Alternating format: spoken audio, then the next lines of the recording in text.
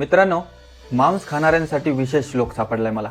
महाभारतामध्ये भीष्म अनुशासन पर्वात काय म्हणत आहेत? ज्याने मांस शब्दाचा अर्थ समजला ना, ते जीवनात कधी मांस खाणार नाही बरं का. म्हणून थोडक्यात लक्षात घ्या. ते काय म्हणतायत?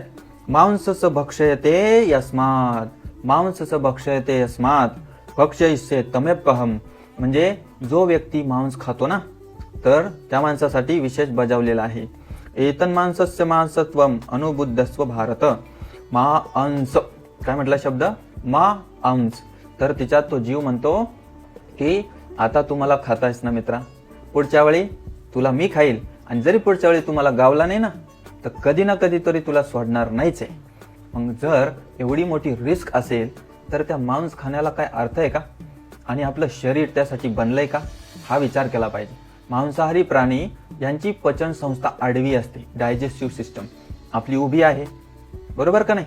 आपली आतडी फार लांब असतात, त्यांची आतडी शॉर्ट असते, जेणेकरून ते मांस पटकन पचून बाहेर निघतं. पण आपलं नाही, आपलं आतच गुंततं आणि सडणार, रक्तात मिसळणार, हजारो रोगांना आमंत्रण देणार. आध्यात्मिक दृष्ट्या तर आपलं हनन झालंच आहे, पण या जगात जगताना देखील आपण उत्तम स्वास्थ्य प्राप्त करू शकणार नाही. म्हणून लक्षात घ्या, शक्ती, ताकद हे व्हेजिटेबल खाल्ल्याने सुद्धा येतात. असं नाही की मांसाहार करणाऱ्यालाच खूप ताकद असते. दूध, डाळी अशा गोष्टी दिल्यात आपल्यासाठी, त्या खाल्ल्याने आपल्यामध्ये सात्विकता पण राहते, मन शांत राहणार आणि उत्तम आरोग्य प्राप्त होणार. आणि पुढे